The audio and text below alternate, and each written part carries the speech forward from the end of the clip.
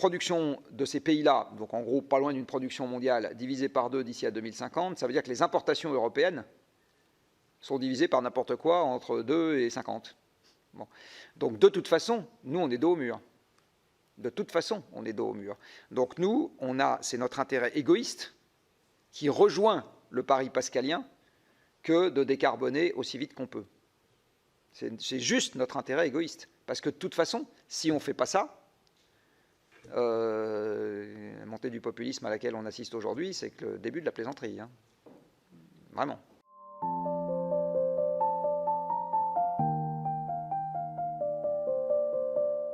Comment rendre compatible cette décroissance de 3-4% par an avec l'augmentation de la population mondiale, d'une part, et avec l'aspiration pas forcément illégitime d'une bonne partie de cette population mondiale de vouloir sortir de la pauvreté.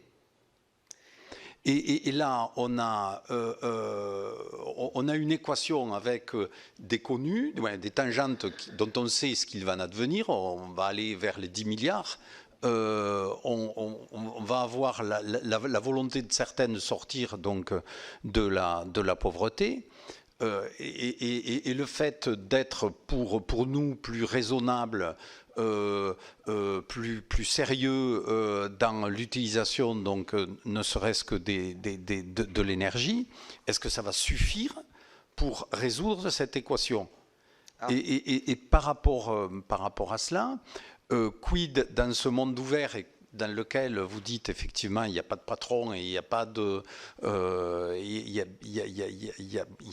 personne qui décide pour tout le monde. Alors on peut considérer que c'est une mauvaise chose, mais aussi c'est peut-être une bonne chose à certains égards. Et que donc comment par rapport à la stratégie d'un groupe et du groupe Total, rendre tout ceci compatible avec les cadres que vous avez fixés, les objectifs que vous avez fixés. Alors, pour essayer de reprendre, si je n'ai pas trop de mémoire dans l'ordre ce que vous avez évoqué, ce qui va se passer dans les 30 ou 40 prochaines années, l'élément crucial, c'est beaucoup plus... Admettons qu'on reste 8 milliards, ça ne change pas grand-chose, parce que l'élément premier, qui est un facteur de pression à la hausse sur l'utilisation des ressources de toute nature, c'est l'aspiration des Indiens et des Africains à vivre comme des Européens et des Américains. Et qu'on soit 8 ou 10 milliards dans 30 ans, ça ne change pas grand-chose face à ça. Dit autrement, alors, ça change un peu quand même quelque chose sur l'utilisation des terres arables, ça oui, parce que la pression sur la biodiversité, elle vient beaucoup plus vite avec la population qu'avec le niveau de vie. Mais par contre, en ce qui concerne le changement climatique et la pression sur les ressources énergétiques et métalliques, au premier ordre, ce qui compte, c'est vraiment, est-ce qu'il y a une convergence des gens qui aujourd'hui consomment matériellement 10 fois moins que nous, j'ai envie de dire, et nous, à quel niveau se fait la convergence? Est-ce qu'il se fait à leur niveau, à notre niveau, quelque part entre les deux, etc. Et ça, c'est un élément qui est beaucoup plus déterminant dans ce que sera la pression globale de l'humanité sur son environnement hors biodiversité que le fait qu'on soit 8 ou 10 milliards dans 30 ans. Voilà. C'est arithmétique, ça, hein, c'est juste arithmétique. Deuxième remarque. Alors, je vais mettre un peu les pieds dans le plat. La question de la pauvreté est un débat sans fin, parce que la pauvreté est une notion qui est par définition relative. Les pauvres, c'est ceux qui gagnent moins d'une fraction du revenu médian. Donc vous avez deux manières de résoudre le problème de la pauvreté. C'est ne plus que tout le monde gagne la même chose. Voilà. Mais tant que tant que les gens ne gagnent pas la même chose, tant que vous avez une courbe de distribution des revenus, par construction, vous avez des pauvres, puisque à la droite de votre courbe de distribution, vous avez des gens qui gagnent moins qu'une fraction du revenu médian. Donc en fait, la seule façon de supprimer la pauvreté au sens mathématique du terme, c'est que vous ayez tout le monde qui gagne la même chose.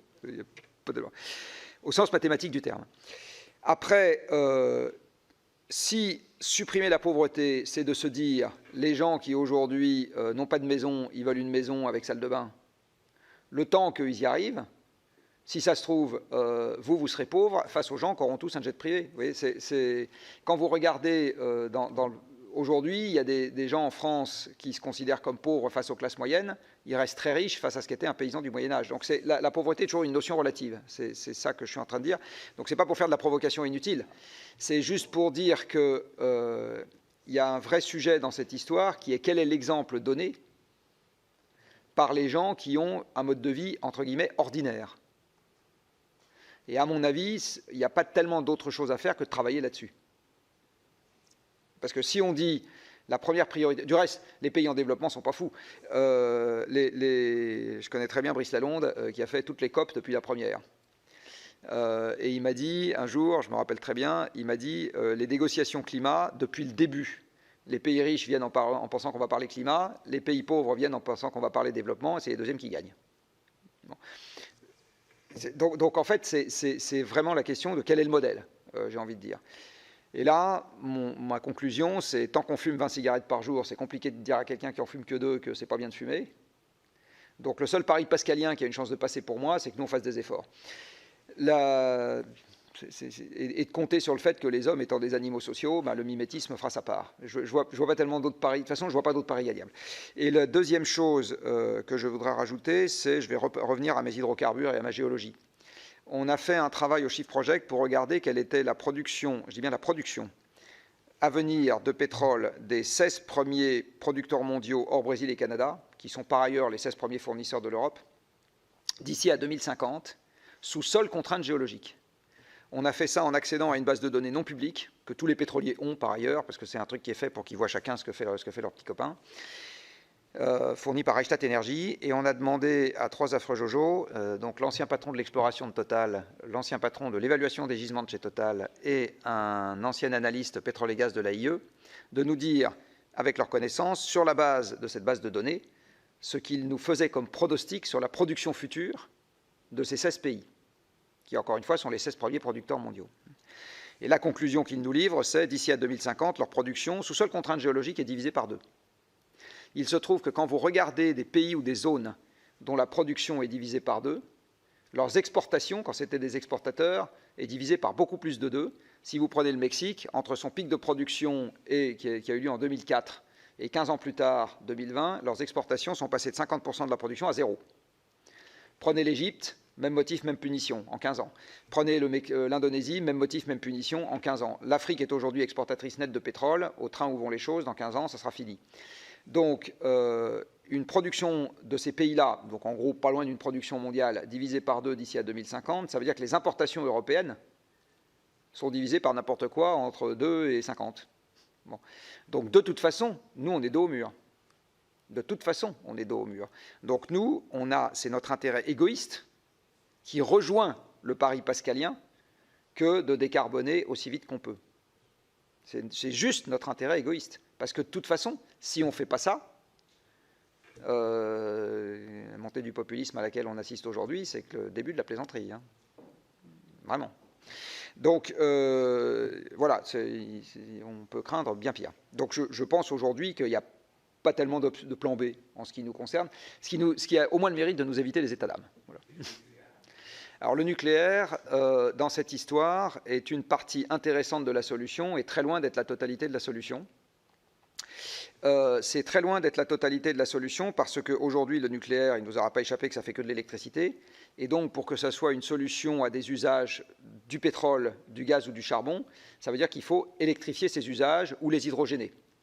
Pour la sidérurgie, ça veut dire les hydrogéner, mais par exemple pour Arcelor, un gros haut fourneau à Dunkerque, pour le remplacer, il faut un réacteur nucléaire. Ils ont 5 hauts fourneaux. Bon, ils ne sont pas tous de la même taille, mais enfin quand même. Donc ça vous donne une petite idée, quoi. Pour faire l'hydrogène qui est nécessaire pour faire la réduction directe du minerai hors charbon. Sur les voitures, ça veut dire qu'il faut électrifier les voitures. Aujourd'hui, avec la fraction des voitures électriques qu'on a, il n'y a pas de problème de réseau. Si vous aviez 40 millions de véhicules électriques en France avec 50 kWh de batterie, il y a des moments où vous direz la charge, c'est pas maintenant. Alors, on n'y est pas. Personnellement, du reste, je ne suis pas favorable à ce qu'on y soit un jour. Je pense qu'on a beaucoup trop de voitures électriques ou pas électriques. Mais voilà. Sur les logements, c'est pareil. Il faut passer les chaudières à fioul et à gaz à la pompe à chaleur. Mais tout ça représente des appels supplémentaires d'électricité. par rapport à ce qu'on a aujourd'hui. Donc, et un réacteur, c'est long à construire.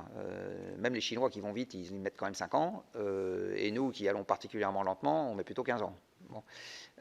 Et reste à savoir du reste si avec le modèle qu'on a décidé de construire, on ira beaucoup plus vite, parce que l'EPR est un truc très compliqué, c'est un design franco-allemand avec ceinture et bretelles dans tous les sens.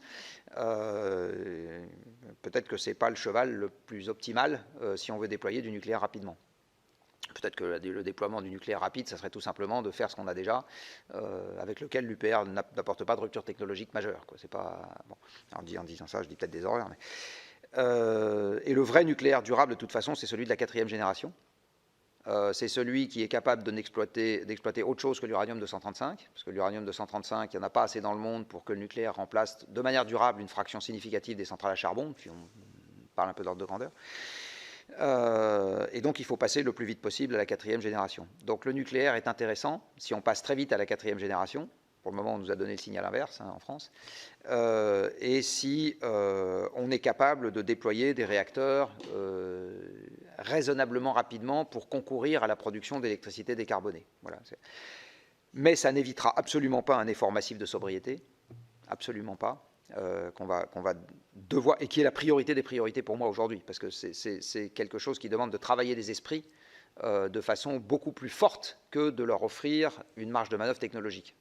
La marge de manœuvre technologique, elle ne demande pas un travail sur soi aussi important que le travail sur soi qui est lié aux codes sociaux, aux codes de réussite, etc. Enfin, je veux dire, changer le fait que la grosse bagnole est un symbole de réussite, c'est un travail qui va être plus difficile que de dire aux gens, l'électricité vous était amenée par une centrale A et maintenant elle va vous être amenée par une centrale B. Le travail est quand même moins dur, globalement. Premier truc, c'est plus compliqué. Voilà. Donc je pense que l'urgence des urgences aujourd'hui, elle est bien celle-là. Alors pour finir sur un petit volet sur la question de la décroissance, la France est massivement importatrice d'un certain nombre de biens manufacturés. C'est à la fois une chance et un malheur. Oui, c'est ça, une chance et un malheur. C'est un malheur dans la situation économique actuelle, sauf qu'à chaque fois que vous remplacez un gros objet importé par un plus petit objet fait localement, là, vous avez la chance d'être dans la configuration dans laquelle vous pouvez gagner à la fois économiquement et carboniquement.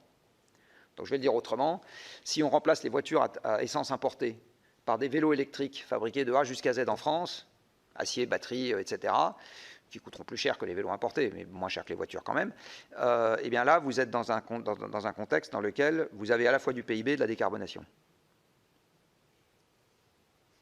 Donc il y a quand même des marges de manœuvre dans certains domaines dans lesquels on peut faire des choses.